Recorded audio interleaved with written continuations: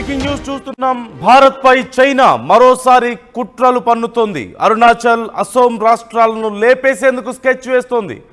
14 లక్షల కోట్లతో water bomb project చేపడుతోంది. బ్రహ్మపుత్ర నదిపై ఒక భారీ ప్రాజెక్టు నిర్మాణానికి శ్రీకారం చుట్టింది చైనా.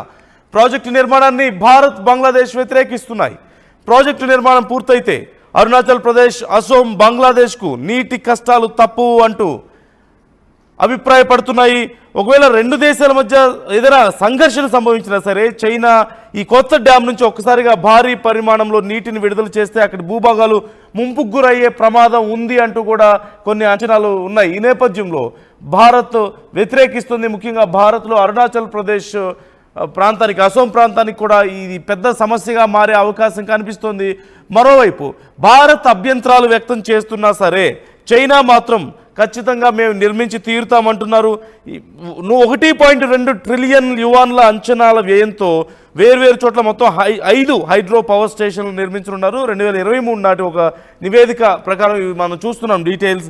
మొత్తం దీని ద్వారా ఈ ప్రాజెక్ట్ కనుక ఫినిష్ అయితే, ఈ జల విద్యుత్ ప్రాజెక్టు పూర్తయితే ప్రతి ఏటా 300 బిలియన్ కిలోవాట్ల విద్యుత్ ఉత్పత్తి సాధ్యం కాబోతోంది అంటూ తెలుస్తోంది.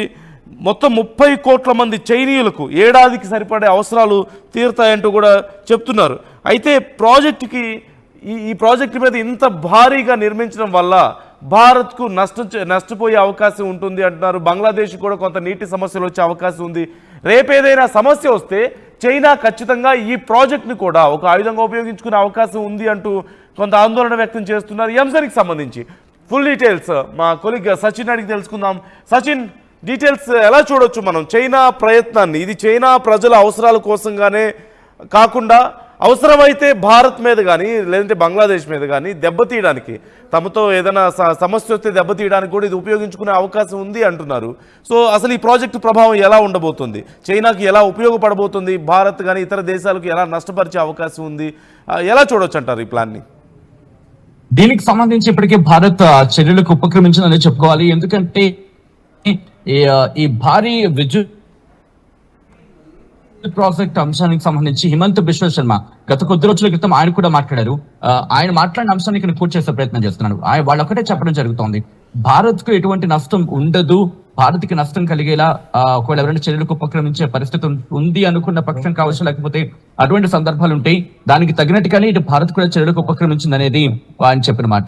మరి ముఖ్యంగా బ్రహ్మపుత్ర నదికి సంబంధించి ఇటు భారత్ లోనే ఎక్కువ భాగంగా దానికి ఉపనదులతో వచ్చే వాటర్ చేసే ప్రయత్నం చేస్తున్నాడు. ఆయన చెప్పుకొచ్చిన సందర్భం ఆయన గతంలో చేసిన ట్వీట్ కనుక ఈ పాసిబుల్ మనకి మనం మాట్లాడుకుంటే కనుక అక్కడ మెన్షన్ చేశారు ఆయన ఒక మాట చెప్పడం జరిగింది. ఎందుకంటే ఎటువంటి ఇబ్బందికర వాతావరణం ఇటు భారత్ కు లేదు, అటువంటి పరిస్థితులు వచ్చే అవకాశం లేదు అంటూ కూడా హిమంత్ బిశ్వ శర్మ ఆయన చెప్పుకొచ్చిన సందర్భం.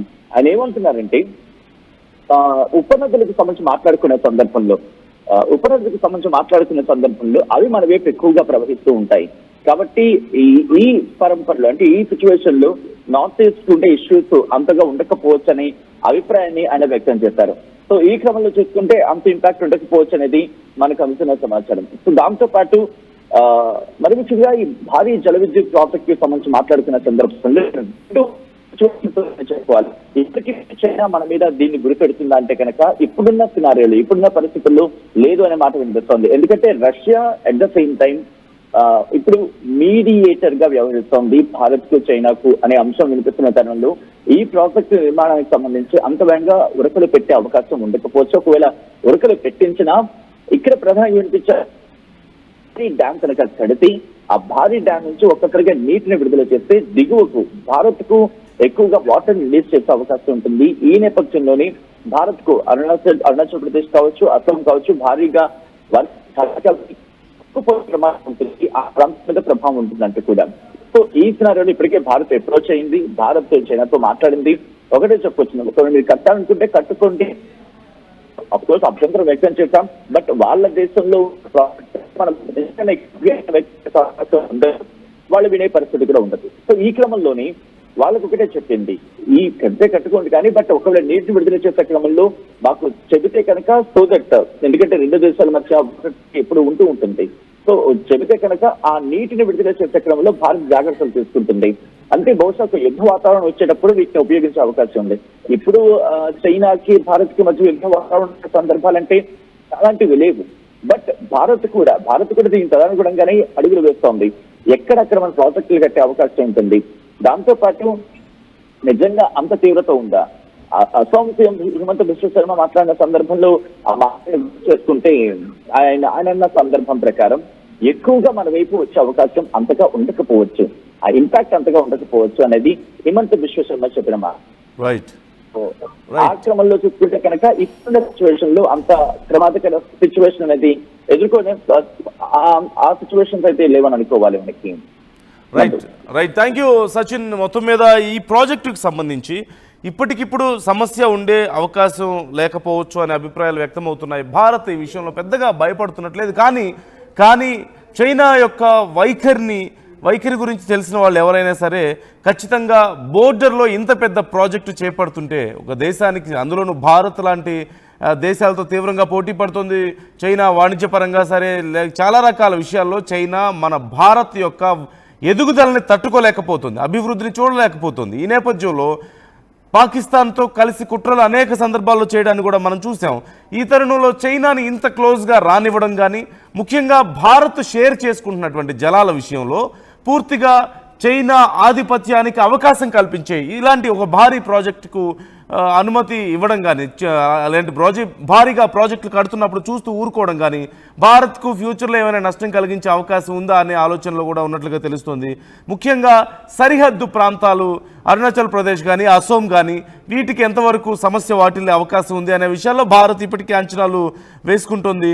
మొత్తం మీద చైనా ప్రపంచంలోనే అత్యంత భారీ జల విద్యుత్ ప్రాజెక్టు బ్రహ్మపుత్ర నది ప్రవాహ మార్గంలో మొదలుపెట్టింది. భారత్ నుంచి కొన్ని అభ్యంతరాలు ఉన్నప్పటికీ కూడా, అటు బంగ్లాదేశ్ నుంచి కొన్ని అభ్యంతరాలు ఉన్నప్పటికీ కూడా వాటిని పెద్దగా కేర్ చేయడం లేదంటూ తెలుస్తుంది. అరుణాచల్ ప్రదేశ్, అస్సాంలో నీటి అవసరాలు తీర్చే బ్రహ్మపుత్రపై ఇంతటి భారీ ప్రాజెక్టు నిర్మిస్తే పెను ప్రభావం చూపించే అవకాశం ఉంది అనే అభిప్రాయాలు కూడా ఉన్నాయి భారత్ మీద. ఈ నేపథ్యంలో ఒక $167.8 బిలియన్ అంచనా వ్యయంతో ఈ డ్యామ్ను నిర్మిస్తున్నట్లుగా తెలుస్తుంది. ఈ బ్రహ్మపుత్ర నదిని చైనాలో యార్లాంగ్ జాంగ్ బోగా పిలుస్తారు.